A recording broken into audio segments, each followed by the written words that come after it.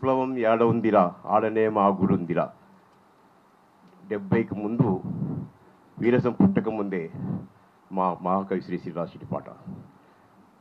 ఇప్పుడు చాలామంది ఇక్కడ మాట్లాడుకుంటూ సుందరాయ భవనం మీద మాట్లాడుతున్నారు. అసలు సుందరాయ భవనం అసలు ఆ భవనం ఎట్టొచ్చింది? నేను గూడాంజయ సైకిల్ వేసుకొని తిరుగుతున్నప్పుడు తిరుగుతున్నప్పుడు అది పేద ప్రజలు నివసిస్తున్న ఏరియా. అది సుందరయ్య చనిపోయిన తర్వాత సుందరయ్యకు ఇంటిలో వరకు దగ్గర సంబంధాలు ఉన్నబట్టి అది ఆ సందర్భం వాళ్ళు కోరుకుంటే ఎన్టీ రామారావు వచ్చి ఆ స్థలం ఇవ్వడం, అక్కడ ఉన్న లేబర్ పేదవాళ్ళు ఒడ్డరోళ్ళు ఆ పేదవాళ్ళు రాత్రి ఖాళీ చేయించి ఆ భవనం ఇచ్చిండు.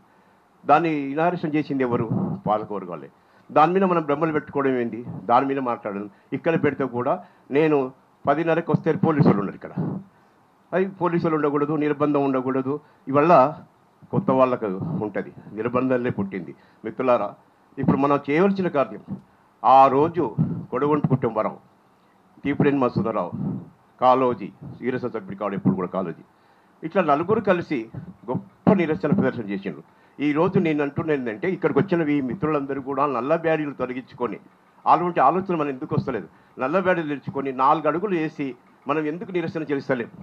నాకు తెలిసి 77 ఎమర్జెన్సీ తర్వాత జయప్రకాష్ నారాయణ వివి సారు ఎక్కడ అంటే దాదాపు 4-5 కిలోమీటర్లు నడిచిన మేము ఎమర్జెన్సీ పోయిందని తర్వాత. అటువంటి ప్రోగ్రామ్స్ ఏమి ఇస్తలేరు. ఇక్కడ మాట్లాడుకుంటా కాసిం చాలా మంచిగా చెప్పాడు. మా ప్రాంతం వాళ్ళని నేను అనను, నిజమే. అమ్మాయి ఇంతకుముందు చెప్పి వాళ్ళు వీళ్ళు అసలు ఇదని కార్యాచరణ లేకుండా నిజంగా వీరసం ఎప్పుడు కూడా 100 మంది దాటలే. మొట్టమొదటిలో మామనార్ పాలమూరులో 13 మంది సభ్యులు ఉన్నారు. 13 మంది సభ్యులతోటి గొప్ప యూనిట్ మాది. దామరాములు కూడా మాతోటి ఉండేవాడు.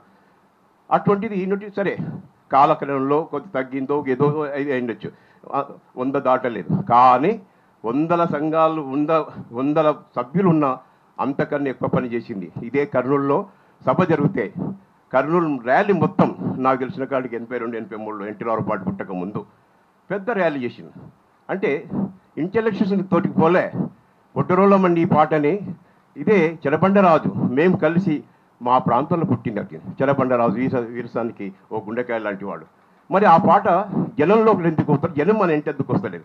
ఇది మన ఆలోచన. మన లోపం ఉందా, జనం లోపల ఉందని చూసుకోవాలి. ఫాసిజం ఇవాళ కొత్తది అనుకుంటున్నారా? సరే ఏ రూపంలో వస్తుంది. రేవంత్ రెడ్డి మీరు ఎందుకంత భ్రమలు ఉన్నాయి? నాకు అంతే కాదు. ఎప్పుడైతే ఆయన నా స్కూల్ ఆర్ఎస్ఎస్ అన్నాడు, నా పాఠశాల తెలుగుదేశం అన్నాడు, నేను పిహెచ్డి తీసుకున్నది ఇక్కడని ఎప్పుడు చెప్పినప్పుడే అది అంటే పాలకవర్గాల మీద కూడా భ్రమలు పెట్టుకోవడం, మన లోపల ఏదో వీక్నెస్ ఉందేమో ఆలోచించుకోవడం, చెక్ చేసుకోవాల్సిన అవసరం కూడా ఉంది. ఆయన నరేంద్ర మోడీ మొన్న వేదిక మీదకి వచ్చిన తర్వాత ఆయన ఓపెన్గా ఏం మాట్లాడిండు? మీరు కలిసి చిరునవ్వులు నవ్విండు. పాలకవర్గ చిరునవ్వులు ఎప్పటికీ ప్రజలను విసర్జిమ్ముతాయి. ఇది మనం గుర్తుపెట్టుకోవాల్సిందే. ఆ రోజు నుంచి ఆయన చంద్ర రేవంత్ బాబుగా మారిండు. ఒక వ్యూహం నడుస్తుంది తెలంగాణ మీద, ఒక పాలకవర్గాల వ్యూహం నడుస్తుంది. దాంట్లో చేశారు కానీ ఇది అని తెలంగాణని ఎట్ట కైవసం తీసుకోవాలి ఇదని.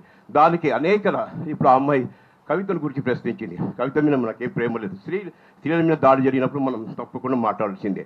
అంటే పాలకవర్గాలు ఎవరు ఎందుకు మాట్లాడుతున్నదని తెలుసుకోలే. లెనిన్ మాసైడ్ చెప్పినట్టు ఎవరి నినాదాల వెనుక ఏ రాజకీయ కార్యక్రమం ఉందో తెలుసుకోలేనంత ప్రజలు మోసపోతారని నేను ఆచరిస్తూ ముందు మనం చేయాల్సింది కరియండి. నేను ఇంతకుముందు అదే చిట్టి కూడా రాసిచ్చాను.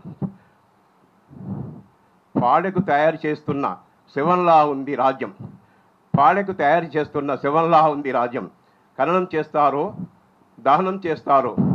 ఇప్పుడు ముందు అంతిమయాత్ర జరగాలి. హిట్లర్ రెండవ శవయాత్ర. ఇది అర్థం కావాలి, స్పష్టంగా అర్థమైతే కమిట్మెంట్. నేనన్నా సత్యం అన్నాడు ఎవరు సంతకాలు చేస్తాడు. ఇక్కడ వచ్చిన వాళ్ళంతా ఈరోజు ప్రెస్ మీటింగ్కు లేకుంటే ఇది నిరసనగా ఏనాడు వీరస సభ్యుడు కానీ ఒక్కడు పోయి అర్ధరాత్రి పోయి కాలేజీ పోయి వరంగల్లో ఒక అబ్బాయిని పట్టుకపోతే ఒక్కడు పోయి ఆ పోలీస్ స్టేషన్ కింద నిలబడ్డాడు. పౌరకులు అంటే అట్లా ఉండాలి. ఒక్కడే పోయి నేను ఒక్కడిని పోతాడు. నక్సలైట్లు ఈ సభను జరగకుండా మేము దర్శనం చేస్తా అంటే ఎవరు రండి ఇది ప్రజాస్వామ్యం కాదని ఆయన ముందు ఒక్కడే పోయి నిలబడ్డాడు, సభ ముందర నిలబడ్డాడు. ఎవరు కాలేజీ. మళ్ళా ఇటువంటి ఎందుకు వస్తలేదు? ఆనిముత్యాలు చెప్పాడు, మంచిగా చెప్పిండు. ఆనిముత్యాలు మళ్ళీ మనం మనం చరిత్ర మళ్ళీ సృష్టించుకోలేమా? ఇప్పుడు ఆనిముత్యాలతోటి మనం ఉంటామా?